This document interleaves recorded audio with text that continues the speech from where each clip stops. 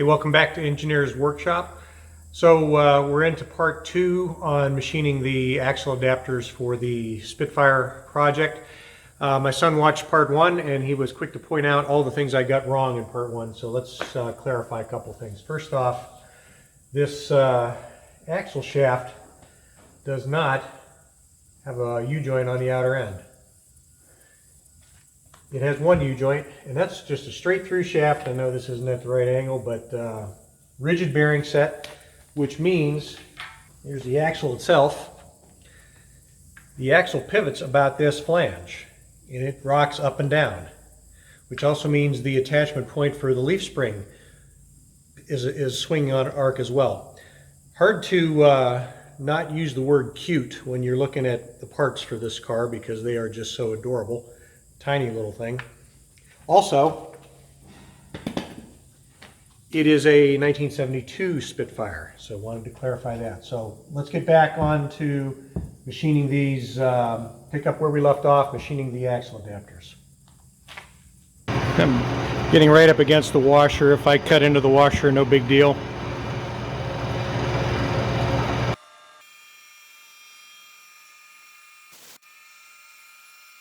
Now I'm going to come across and I'm going to see if I'm cutting at all on this one.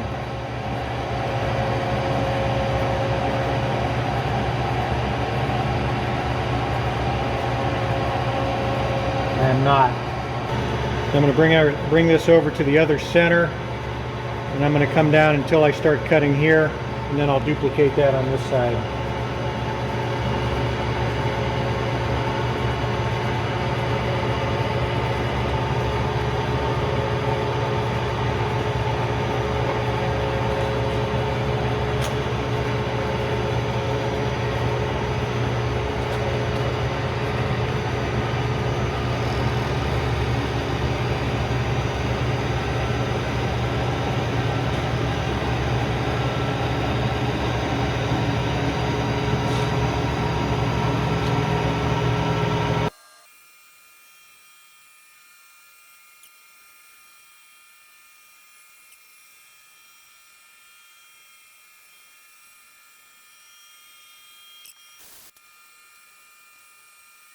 Now we're cutting the same depth as that one.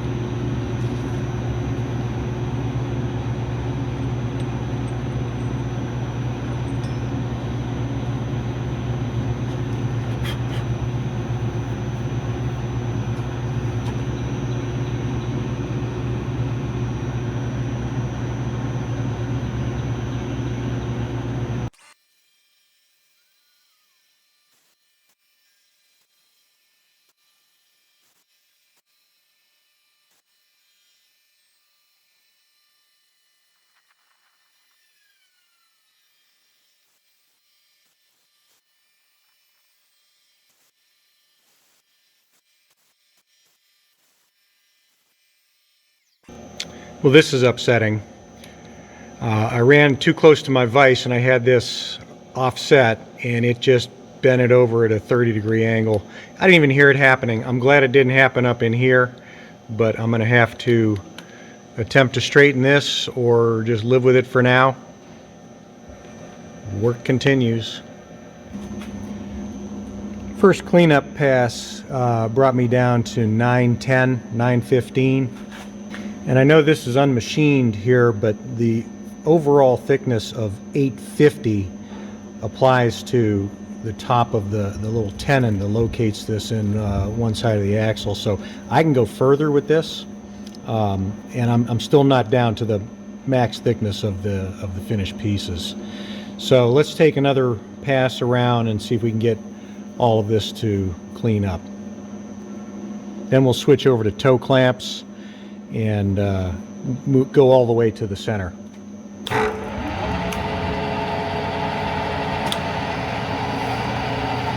Next pass we'll take another 20 thousandths off.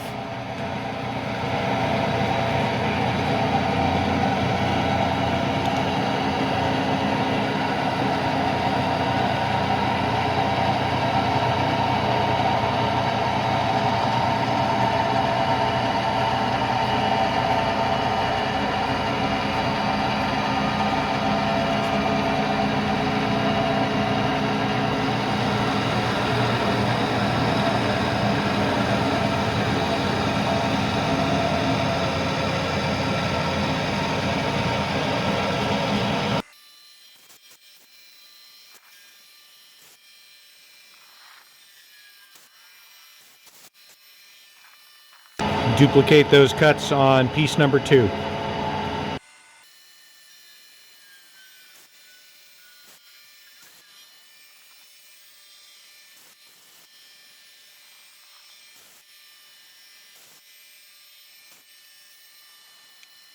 Okay, we're at about 895.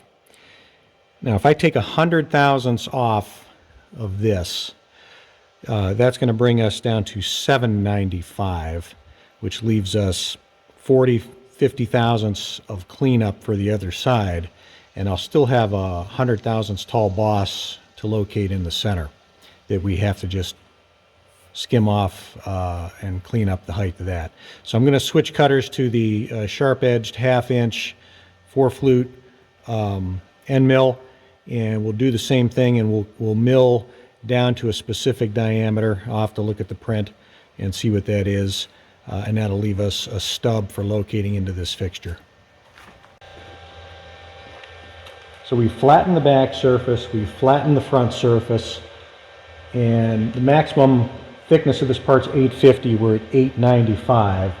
So I'm going to come down to the 100 thousandths, that's the difference here, and we'll be at 0.795, which gives us plenty of material to clean up on the back side, and it will establish this tenon which will accurately locate the part to do the bore, the holes, and the OD. So next step is change over the cutter to the 1/2 inch square sharp edge, end mill, plunge in 100 thousandths and creep up on this 1.769 diameter. We've switched out to the 1/2 inch end mill. I've zeroed my quill, and I'm going to come up with the knee until I just touch that surface, and then we'll come down 100 thousandths and engage the rotary head. Okay, we're just touching. We'll feed down 100 thousandths as we rotate.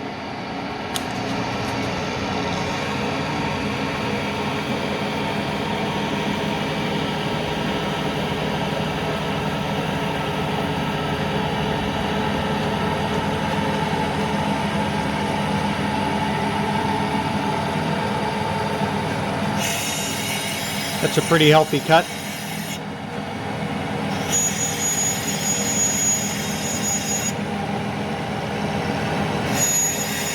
We're climb cutting. My father-in-law told me that with carbide, you're better to climb cut.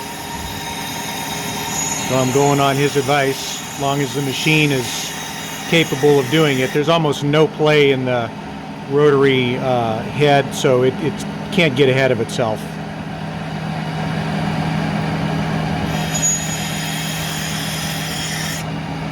Nice chips. I'm advancing in 400 thousandths on the diameter with each pass. Now with this setup, I've got to be mindful of what my inner diameter is, I can't go under 1.769.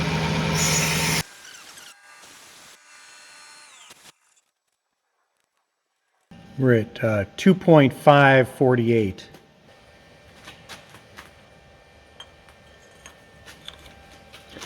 Please don't break.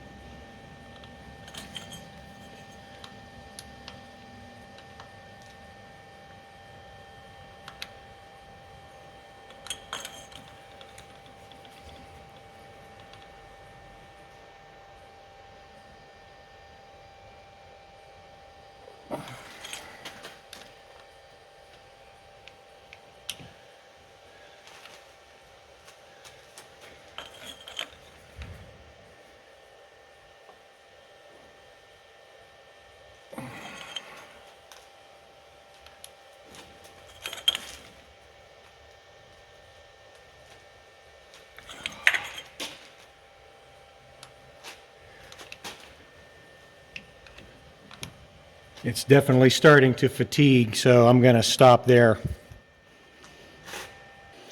It's safe to take another 100 thousandths off from where this starts cutting.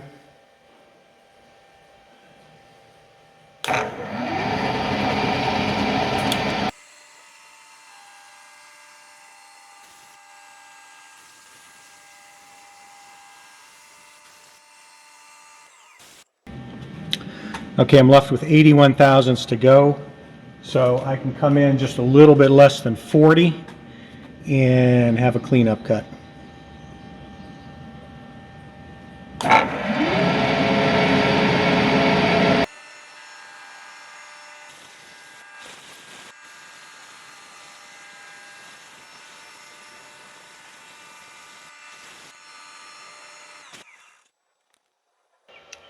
Another thousandths off the radius and I should be there. Taking a thousandth off per cut's not too difficult. It's taking that half thousandths off, you know, splitting the line on the vernier that's tricky. But we're cutting, you can see.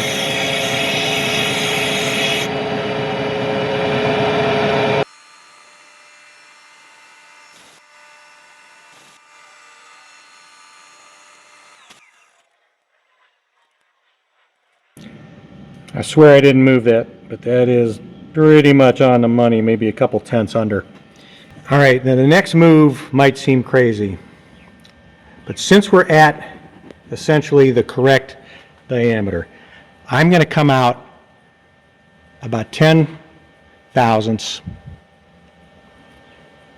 I got to take up the backlash plus about 10 thousandths. Then I'm going to translate over to the other location, 5 inches, and then I'm going to swing that next arc, and that is almost to size. I just got to bring it in that little bit. I'll come out actually a little bit more, just to be safe. So we've got the head at 0 degrees, that means cutter back. We'll come in, swing the first pass in here, and once we establish the diameter, then all our cleanups will be moving towards the outside. Turn on the table.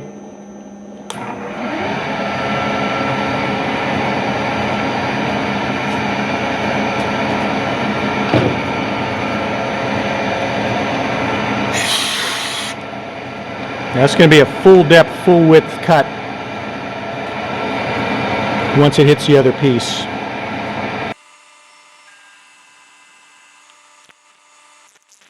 There's 5 inches.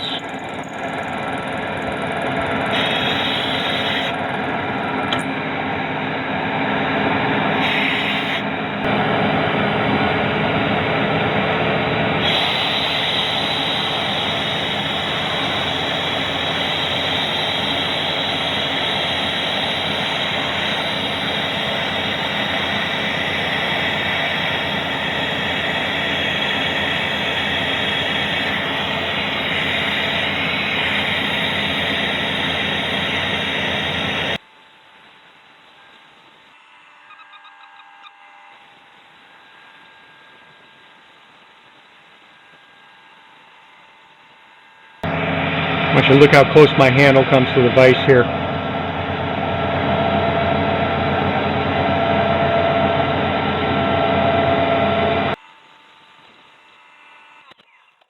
I'm on size. I'm actually 1/1000 under. I meant to do that in a couple steps, but I'll take it. Now it's simply a matter of cleaning up in the outward direction, and I can take 400 thousandths at a go from once it touches. 1, 2, 3, 4. Since this is a climb cut, it's pulling that cutter out. I could feel the backlash come out of the lead screw there.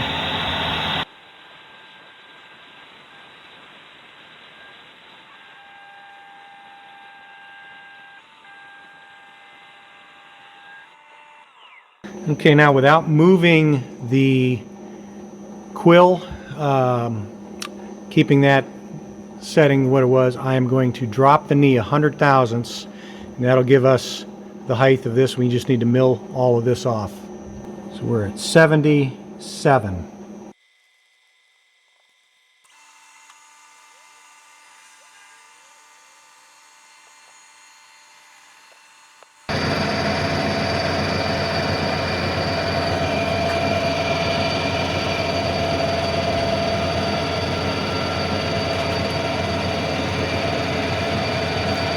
I don't think we're in danger of hitting the studs anywhere.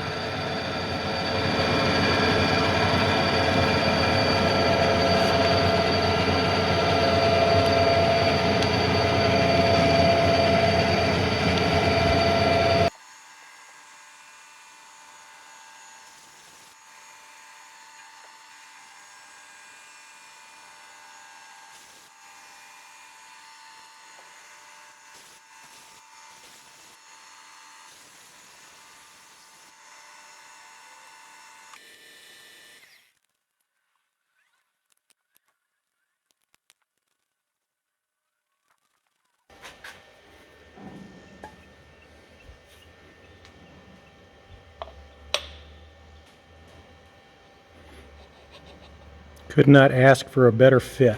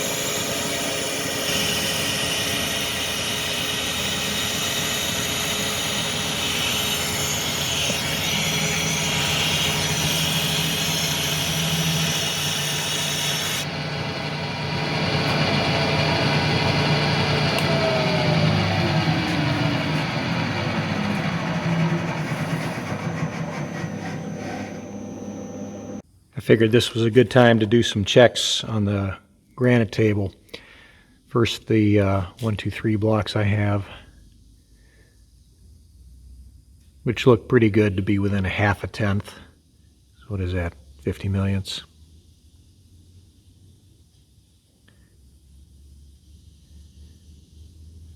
So with these two as a reference, or rather a flat surface, we can set up the part, and we've got an unmachined area in the center. This is going to become part of the 60 thousandths recess, and then we've got our protruding boss. I'm just looking to see how flat we got the parallel we got the surfaces one to another.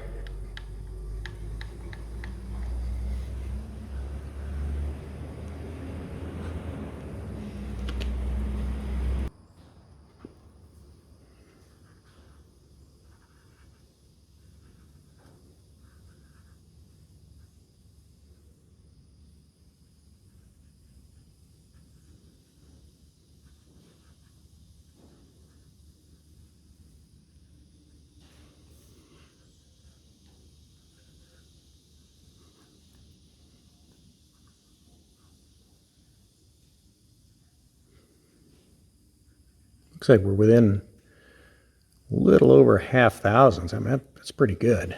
Mostly a few tenths within a certain, within a given pass. I seem to be good within a few tenths, and then if I hop over here, I drop down. Probably going to have to tighten the quill clamp a little bit.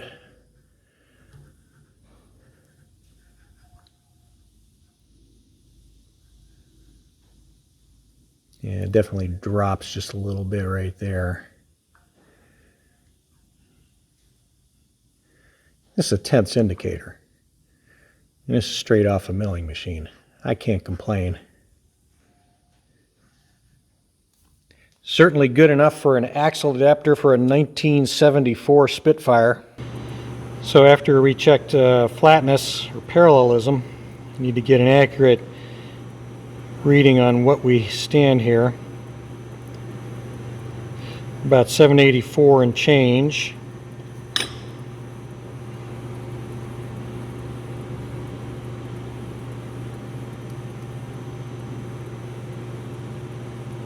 $783 and change.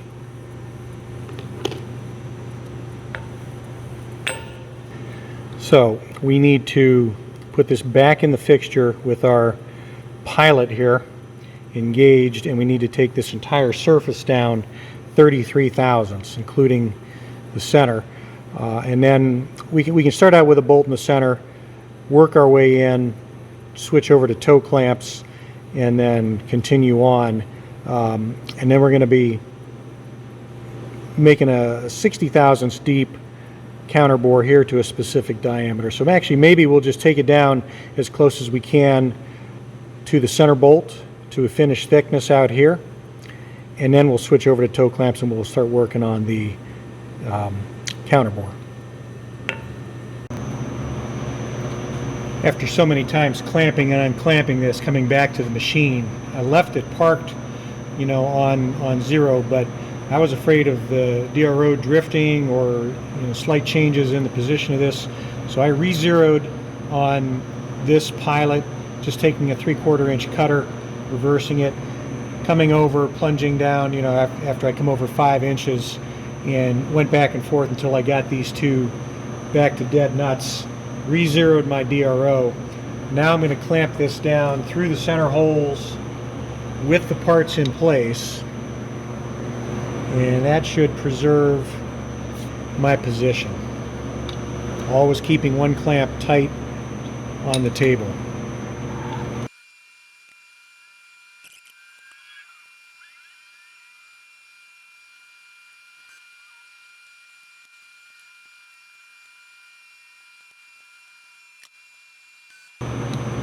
So I'm going to offset my head.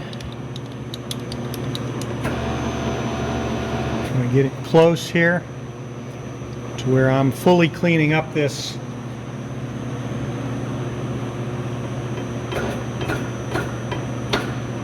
diameter. I've got my quill zeroed. I'm going to turn my table feet off. I'm going to bring the knee up until the cutter just touches, and then I'm going to crank down 33 thousandths on the quill and clean all the way into the washers.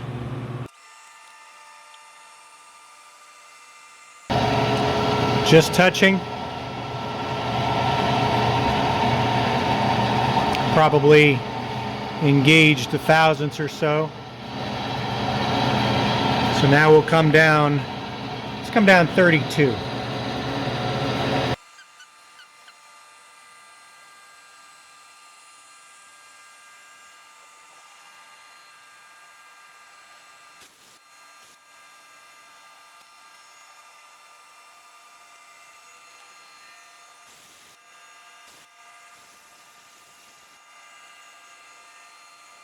Okay, at this point I'm going to come over the 5 inches and mill on my way out.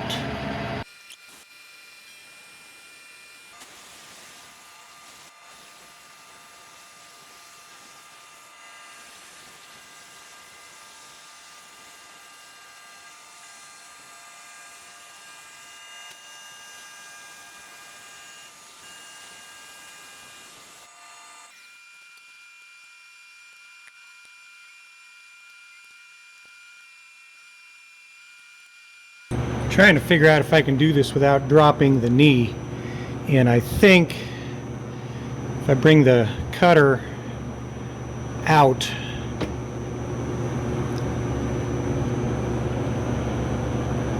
I can get the cutter out, because I have to change over to my 1/2 inch straight cutter, get a sharp edge.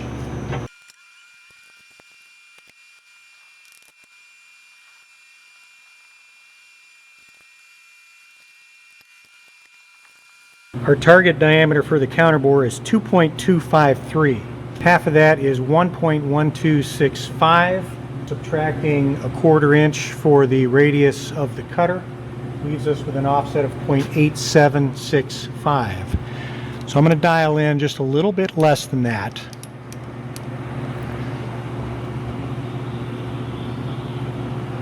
.8.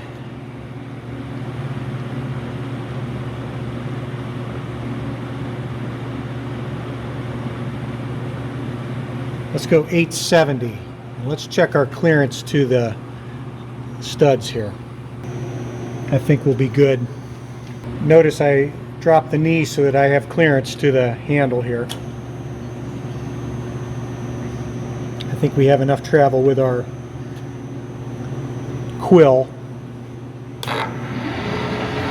Okay, I've got my quill on 0. I'm going to bring the knee up once again until I'm just kissing the surface. And we are going to be milling that inner diameter, so I'm going to have to just watch for a witness line to develop on the face of it.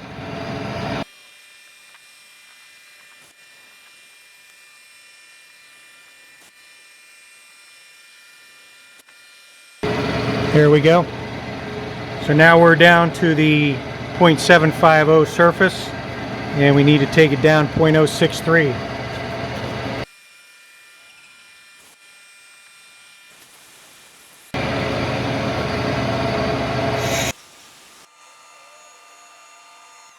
I'm going to do my best to check that diameter with calipers. We should be about 6 thousandths under. I'm actually about 10 thousandths over size. I hope that is not going to be too much of an issue. I'm going to have to bring it in and clean up the center of this, and I'm going to have to try to do better on this one.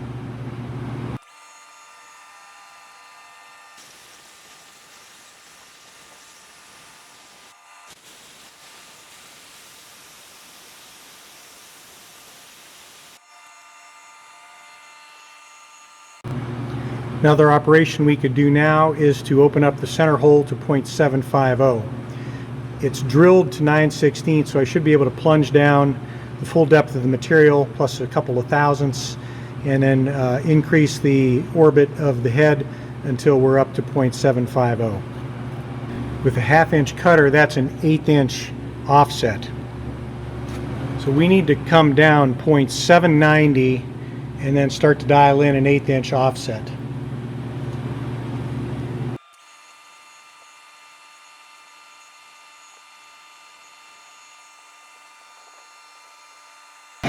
I'm out 50 thousandths before it's starting to cut.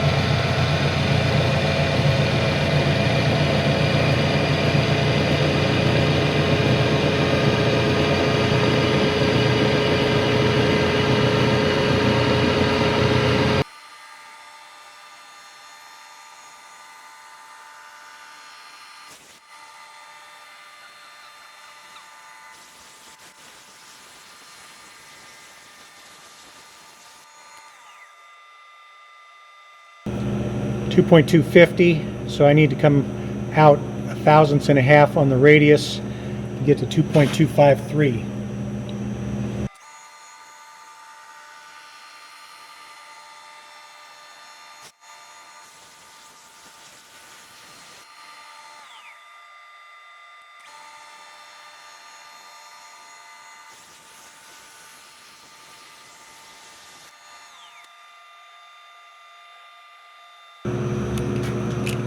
I believe I'm there.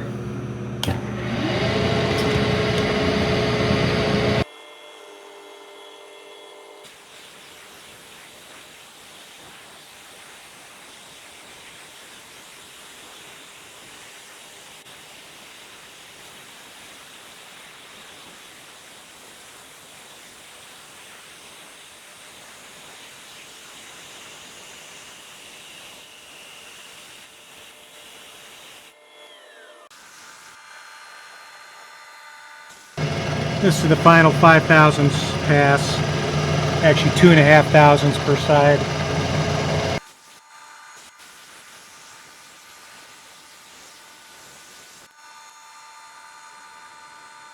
That kind of wraps it up for part 2. It's taking longer than I anticipated. I'm hoping to do it in 3 parts. Might go to 4. At least we got the sides flat, the projecting boss, the recess on the other side.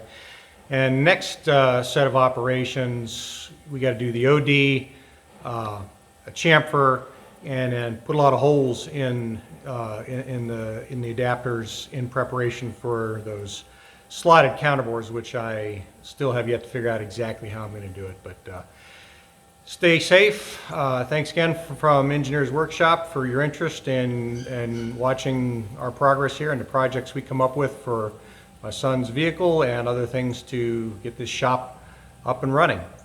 Till then, take care.